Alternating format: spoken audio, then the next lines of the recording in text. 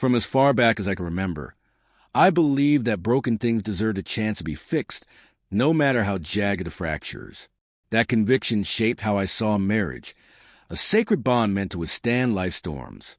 I wasn't perfect, far from it. But for 14 years, I poured everything into my wife, Sophia, building a life with her, imagining a future of quiet mornings on a sunlit porch. Even when shadows crept across our path, I trusted that our bond, forged in love and commitment, would hold. That vision shattered quietly on a Wednesday that began without a hint of the devastation it would bring. The cracks appeared gradually. Sophia's habits shifted, almost imperceptibly at first, like ripples across a still pond. She lingered at the office longer than usual, explanations murky yet plausible. Her phone, once casually left on the kitchen counter, now clung to her side. Dark alerts blinked silently. She would smile at hidden texts, brushing aside my questions with a flick of her hand. Our evening embraces, once tender and reassuring, grew hollow, tinged with an unfamiliar chill. I told myself it was the exhaustion of everyday life. Perhaps she carried a private burden. When I pressed gently, she offered a faint smile. "Just tired, darling," she murmured. I wanted to believe her so badly that I buried my doubts. Then came the evening that tore my world apart. Sophia retired early, citing a migraine. I stayed downstairs, the flickering glow of a basketball game casting shadows across the den. Later, I wandered to the office to check work messages. Her tablet rested on the desk, screen still glowing. A soft chime broke the silence. A notification, a message from someone named Julian, appeared. Its preview struck like a blade. "Last night was unforgettable. I can still taste you." The world tilted.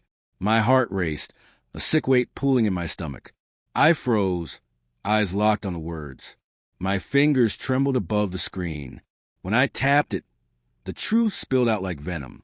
Months of messages, private confessions, shared photos, videos, even receipts for secret getaways. They had built an entire world together, complete with pet names and promises, a world where I didn't exist. Sophia had offered him the pieces of herself she had never given me, her vulnerabilities, her joy, her passion. This wasn't a fleeting mistake. It was a betrayal so deep it erased the woman I thought I knew. I shut the tablet, moving on autopilot. I didn't confront her. I didn't yell. I sank into an armchair, staring into the void until morning light crept through the curtains. My eyes burned, but no tears fell. Dawn came, and I moved through our morning routine like a ghost. I made breakfast, poached eggs, buttered toast, strong coffee, exactly as Sophia liked it. She smiled, kissed my forehead, and I returned the gesture, though inside, something fundamental had died. At the office, I functioned on instinct, my mind looping over Julian's words, picturing Sophia's hands on another man, her whispers in a stranger's ear. For 4 days, I stayed silent, maybe clinging to hope that was a delusion, or perhaps bracing for the inevitable. Quiet became my armor as the truth devoured me from within. By Sunday, the weight was unbearable. Sophia announced she was heading out for errands, cheerful and unaware. I waited until the door latched, then added 20 minutes to be certain she wouldn't return. In our bedroom, I pulled out a large duffel bag and began packing. Only my things. Shirts pressed neatly, jeans folded, socks paired. My wallet, my tablet, my razor from the counter. I placed my wedding ring on her nightstand, its gleam a silent rebuke. The floor creaked behind me. I didn't turn. I arranged the jacket, hand steady. "What's this?" Sophia's voice cut through, sharp with alarm. It was the first time in years I'd heard dread in her tone. She stormed in, breathing uneven. "Talk to me. Why are you packing?" I turned, gaze cold but composed. "I know." Her mouth opened, but no words came. "I saw the messages." I said, "I know everything." She collapsed on the mattress, eyes darting, searching for a way out. "Please wait.